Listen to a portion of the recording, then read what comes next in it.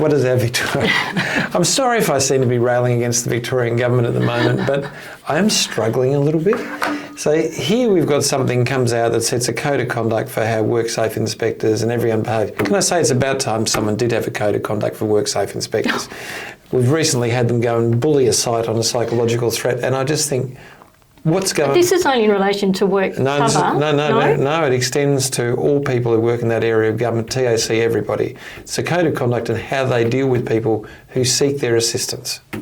Yeah, but it's only related to comp claims, not safety breaches. That's correct, yeah. But yeah, so it goes to workers' compensation when a person, as a result of that, is dealing with any of those agencies. Yeah, so WorkSafe, TAC, self-insurer and the agents. Yep.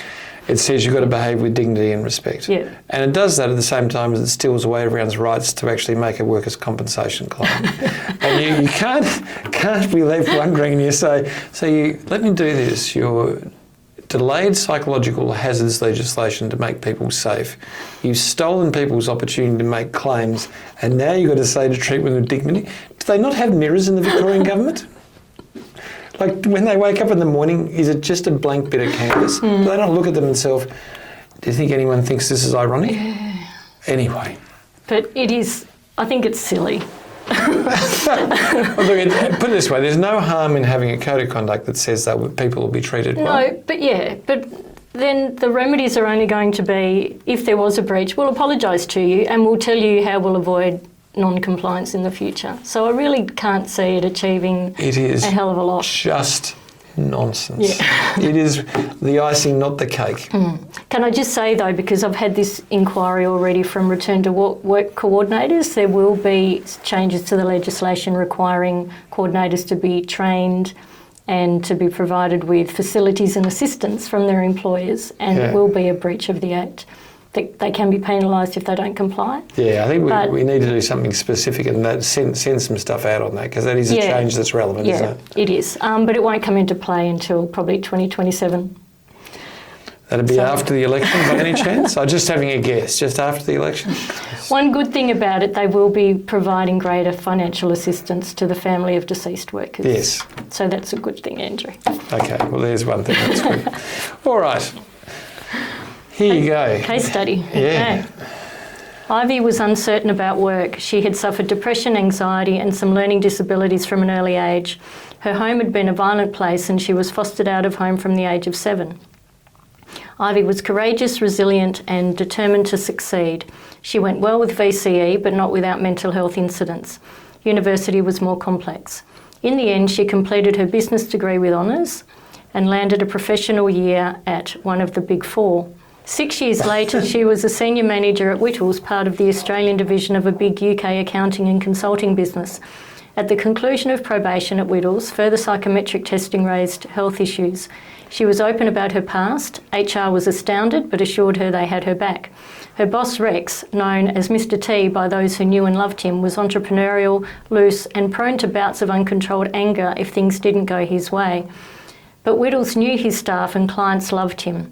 That was true of his clients, but the annual HR survey suggested the contrary, as did HR records, including exit interviews, staff performance reports, absenteeism and time records, which showed his team worked 10% more hours than any other partner's team.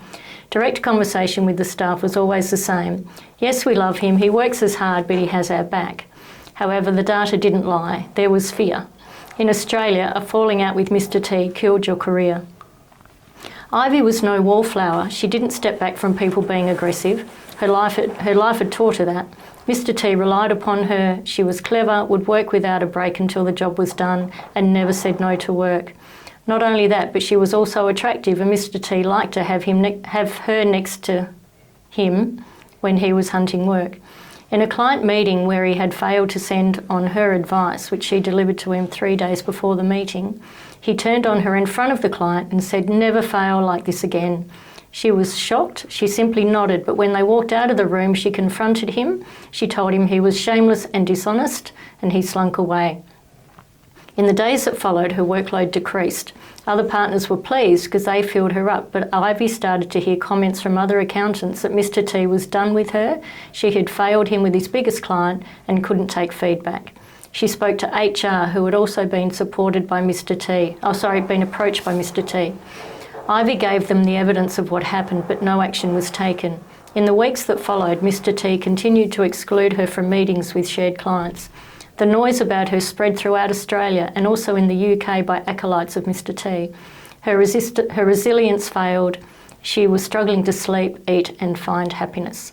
She approached HR and asked for them to arrange work so she could avoid contact with Mr T and stop the untruths that he was spreading. They said, he will not allow you to work separately and denies spreading any rumours. She said he excludes me, and they said they understood but couldn't change the work arrangements. Her health deteriorated and soon she was unable to face work. She sent through a certificate of capacity and a letter of demand from a plaintiff lawyer. All right, that was a big one, but I think it's an interesting case study, don't you? Did Whittles and or Mr T breach any safety obligations? You can speak to that one. Absolutely, it's the answer. It's one word, isn't it? I mean, the duty of care. Was there any hazards? Yes. What Mr T was doing breaches about 5 or 6 psychological hazards, like a clarity, bullying, it's unquestionably bullying that sits in there, workload, it just goes on and on. So clearly, what their hazards, what were the levels of risk? They were really high, and they actually knew her vulnerability. So they knew not only the risks were high, but that it could really harm her. And they put in no controls, and therefore they failed to provide a safe workplace, failed to provide systems, failed to monitor health. There's breaches there that are very, very profound, and it's probably reckless endangerment. If she suffered serious harm, she'd be there. Would Ivy have a strong workers' compensation claim? Yes, absolutely, for bullying. Could not lose, could they? Okay, I just thought the next one would be fun because we receive them on a regular basis. But what do you think the plaintiff's lawyer letter claimed? So she would be demanding an investigation into Ivy's complaints, requesting change in reporting arrangements for Ivy, and that they make reasonable adjustments to accommodate her. I reckon they'd go harder than that. I reckon they'd say hostile workplace. So I reckon the letter of demand would be a claim for damages, saying she can never come back because of his pervasive presence. Okay. So it'd say, A, a hostile workplace, dangerous to everybody because of his behaviour. Secondly, unquestionably discrimination, unquestionably GP claim. And they'd probably be asking if she's on about 200,000 for $1 million and she'll go away. That's what I reckon they'd be saying. So it's interesting. So Kim and I work on different ends of the world, okay? So on a continuum, Kim is a creator and fixer of things. I'm a destroyer of things. So people come to me when they're really broke. People come to Kim and say, could you fix this up? So you're right. If we looked at a sophisticated plaintiff lawyer before things got bad, that's exactly what they'd do. They'd come and say, look, you failed an investigation. This would be to get to my letter, the second one through. You failed to do this, failed to do that. Please remedy these issues. Satisfy there's going to be a safe place to work. Advise us. It's exactly what they'd do. But if she's damaged, could never come back. And this is a clever, astute woman who knows the game. She's wanting money and she knows Mr T has reputational risk. This goes live, completely damages the business. So you'd be saying all of those things, then you'd be saying it's reckless endangerment. We've spoken to WorkSafe. They would pull all the levers on this because if it's not resolved, they understand that WorkSafe, even if WorkSafe don't do something under Section 130 in Victoria and similar provisions, they would go back to WorkSafe and say, you must investigate this because it is a serious wrong. And they'd give a victim impact statement, hand it over and say, look at what has happened to her. So then WorkSafe would be in this difficult issue where they would have to investigate and they would find all the failings that existed. And when really good plaintiff lawyers go, what they do is they just blow the world up. They'd also hire a communications business that would leak out the issue. And we've dealt with that on a regular basis where we find ourselves as a byline. Starts off in social media scales that there's been significant damage done, but suddenly a masthead picks it up and runs with it. So what do you think about the merits of those claims though? Oh yeah, should be fine. Yeah, if she actually brought a claim now, let's just go through what she'd get. General damages or just pure compensation under general protections. she'd be over 100 grand. Okay, if she's seriously knocked around, well over 100 grand. Had 200,000. Say that's a salary, unable to work for 2 or 3. There's 400,000 or 500,000 thrown in as well. Okay, very seriously unable to work again. Demonstrated proof of past knowledge of a condition. Yeah, you've got a claim which is somewhere between $400,000 to $1 million. Yeah.